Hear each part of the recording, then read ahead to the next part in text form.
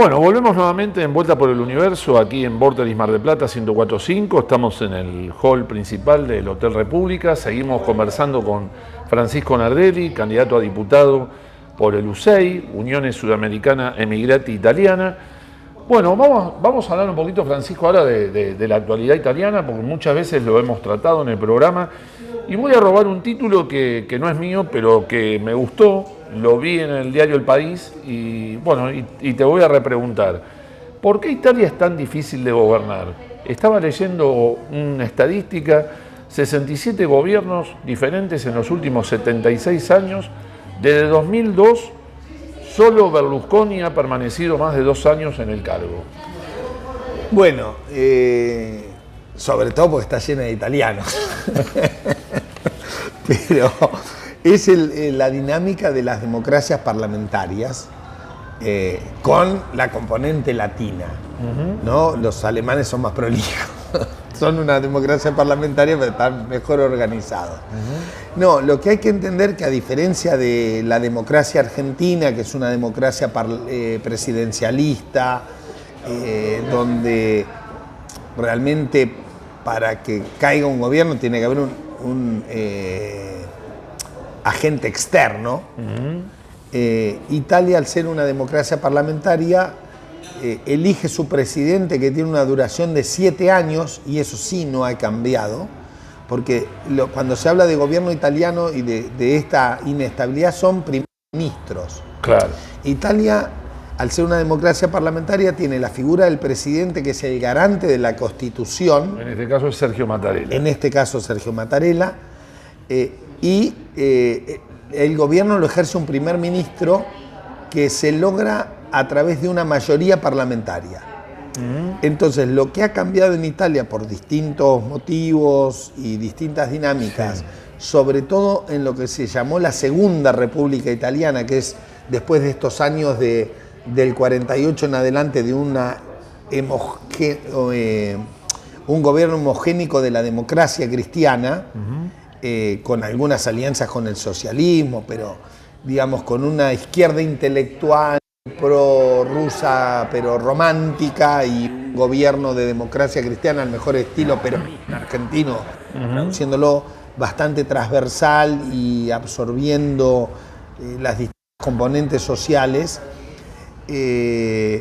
Pasó que entró en una dinámica de alianzas y de pequeños partidos, la atomización de la democracia cristiana en distintos partidos, el repensamiento de la izquierda y la democratización, si querés, de esa izquierda de origen comunista, hizo que en los últimos años, sobre todo, estas alianzas que generaban la mayoría que elegía un primer ministro, se fueran perdiendo en el camino, no se pudieran recomponer y hubiera que volver a llamar elecciones, no para elegir un presidente que seguía en mandato, sino para elegir un nuevo primer ministro, formar una nueva mayoría que conforme el nuevo gobierno.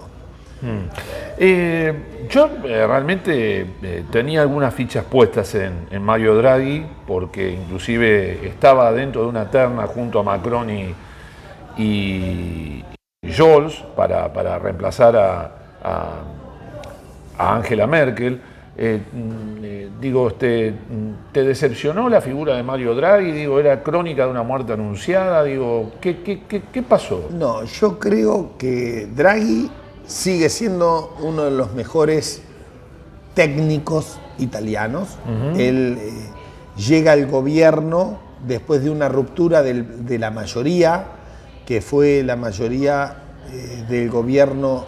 En italiano le decíamos giallo verde, que fue una cosa muy extraña, porque para poder gobernar se unieron la Lega, que era un partido, digamos, populista de derecha, que en su origen hablaba de separar el norte de Italia del resto de Italia porque era la parte productiva, claro, lo cual después se fue moderando en el tiempo, y Cinque Stelle, que es el partido que fundó Beppe Grillo, que era el antisistema. Entonces fue un combo de populismo, digamos, y antisistema, con una componente de un partido como el MAIE, que formó ese primer gobierno Yalo Verde, Sí.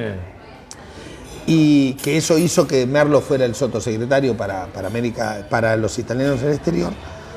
Y al caerse ese gobierno no había mayoría posible, estaba la crisis europea, estaba la pandemia, y se lo convocó a Draghi para un gobierno técnico con una mayoría de coalición, donde participaron, se le sumaron a ese gobierno Yalo Verde el centro derecha y el PD, parte del centro derecha y el PD. Y Draghi gobernó durante mucho tiempo con una mayoría parlamentaria amplia. Por distintos motivos y oportunismos, porque esta legislatura tenía que terminar en diciembre, no es que, o sea, no fue muerte, terminaba igual. Algunos intereses de partidos hizo que anticiparan la caída del gobierno porque creen que tenían más oportunidades electorales y más chance de ganar en septiembre que en marzo del año que viene, que era el fin natural de esta legislatura. Pero bueno, habrá que ver cómo el pueblo lee eso, cómo vota y qué dicen las urnas. Ahora, justamente te hablaba de Angela Merkel. Digo, ¿vos pensás que hay una crisis de liderazgo hoy en Europa? Digo, no se visualiza una imagen política fuerte.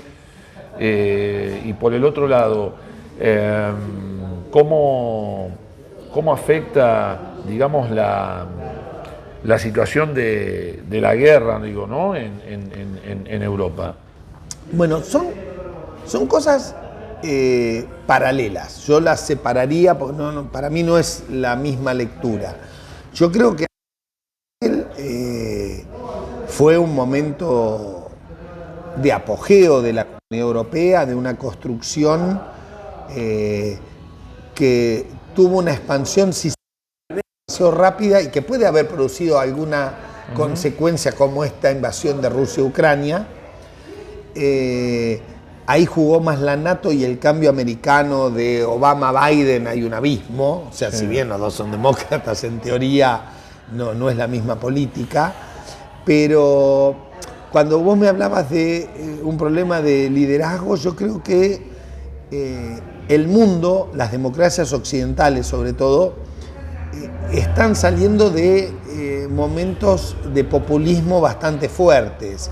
El Podemos español, el Cinque Stelle italiano, el que se vayan todos del cacerolazo nuestro del 2002, que acá nunca se consolidó porque los partidos nuestros, digamos, se amoldan más rápido, digamos, a esas cosas, pero generaron en Europa el mismo Johnson con el laborismo, el Brexit, generaron circunstancias políticas a partir de demagogia o de populismos que se están depurando. O sea, el antisistema después, una vez que está en el gobierno, empieza a volverse sistema, entra en contradicción con sí mismo y genera consecuencias políticas importantes en la democracia occidental como la conseguimos nosotros. Hoy creo que todo el sistema está en discusión. Bien. ¿Qué pasó paralelamente? Porque vos me decías la guerra. Para mí la guerra no pasa por una falta de liderazgo europeo, sino por un error de estrategia. O sea, en esto de desapareció la Unión Soviética, ahora es Rusia, en esto de para evitar una guerra, o sea, el origen, digamos, de la Comunidad Europea fue la asociación del acero y el carbón. Empezó como una alianza económica, ¿no? Después se fue alargando, se fue ampliando y en los últimos años saltó de los 6 originarios, estábamos hablando de 20 y pico.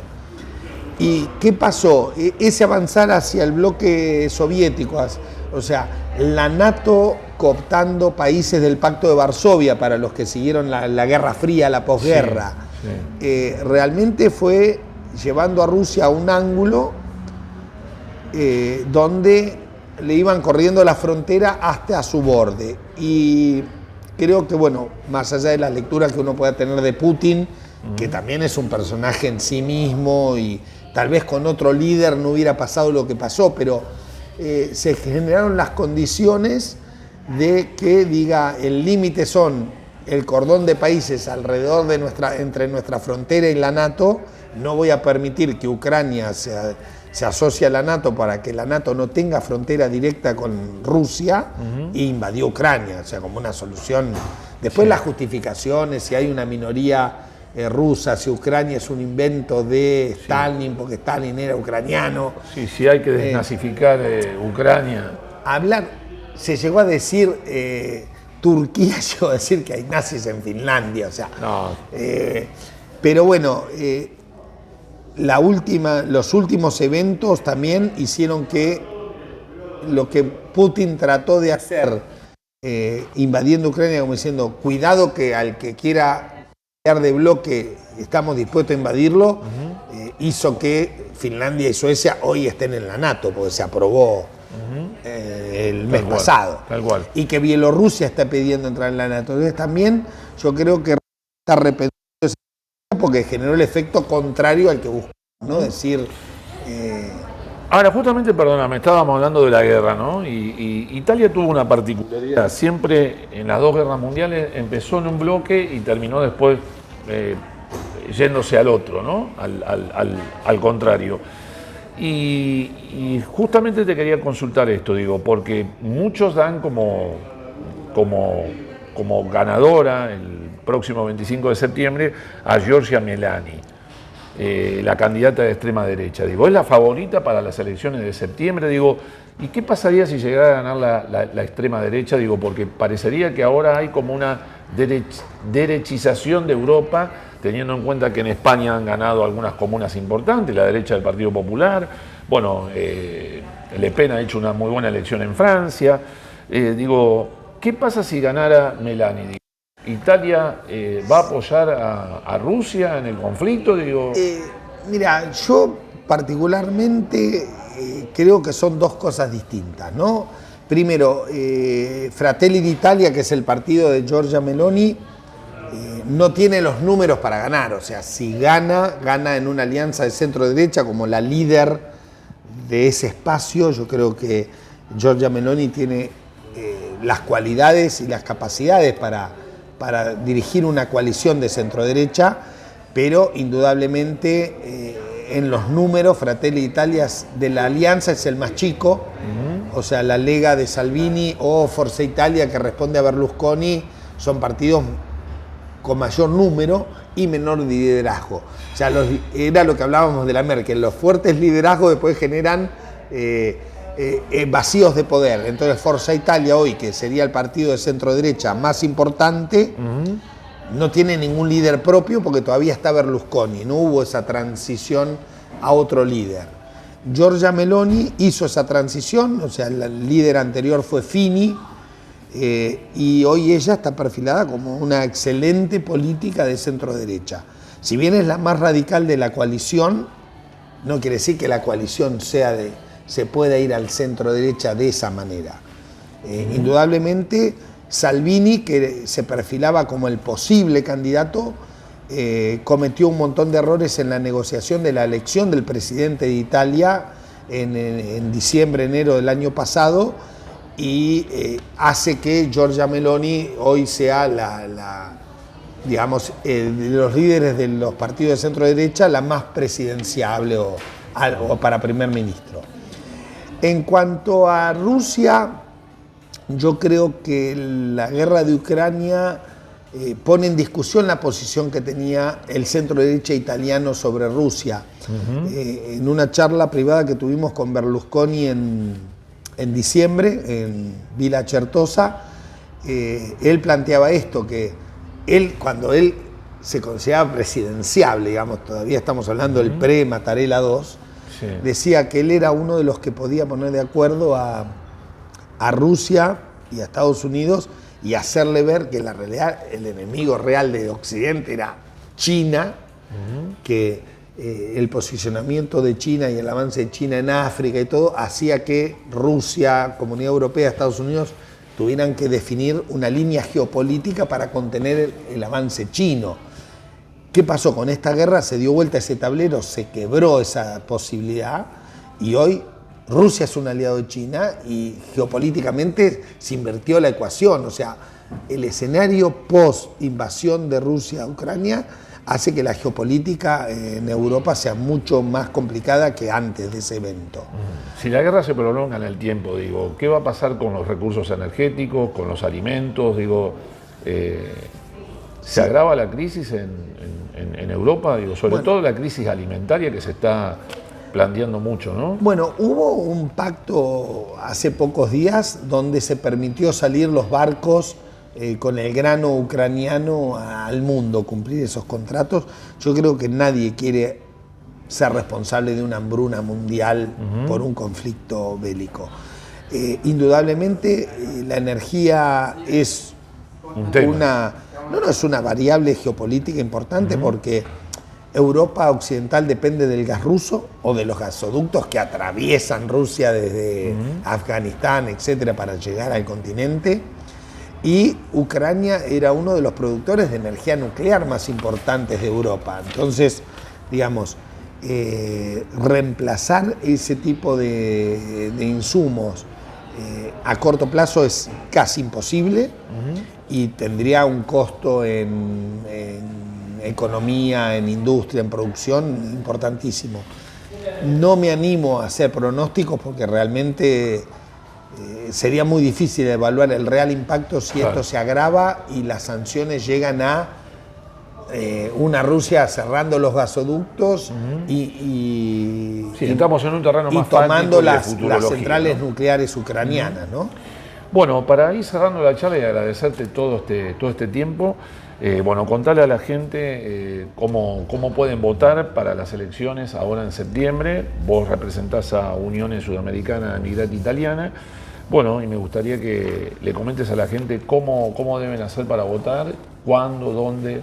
Bueno, como decíamos en el primer bloque, el sobre le llega a su domicilio. Pero lo importante es entender que a diferencia de las listas que estamos acostumbrados a votar en la política argentina, que son listas sábanas, etcétera, acá se emite, por un lado, el voto de lista, que es marcando una cruz sobre el símbolo del partido que uno vota. En el caso que alguien me quisiera votar a mí, a la Cámara de Diputados, es en la boleta marrón una cruz sobre el símbolo de UCEI, que es el logo amarillo con un león. Bien. Y tiene que escribir Nardelli, digamos, para que el voto sea... uno es el voto de lista y el otro es la preferencia, ¿no? Que es Nardelli. Y, por ejemplo, al Senado en la boleta verde tendría que hacer una cruz sobre también el logo de UCEI y escribir, por ejemplo, Palmiotti, que es uno de los dos candidatos a senadores que tiene el UCEI en esta oportunidad.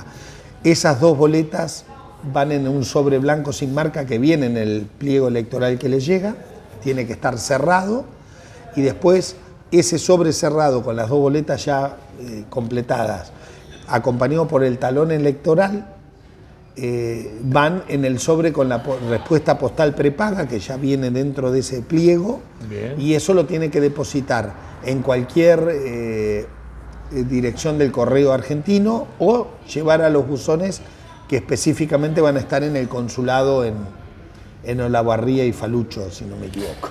Francisco, un gusto haber dialogado con vos, te agradezco por esta entrevista. No, Marcelo, el gusto es mío y te agradezco nuevamente esta posibilidad de llegar a la comunidad de Mar del Plata a través de tu programa. Muchas gracias.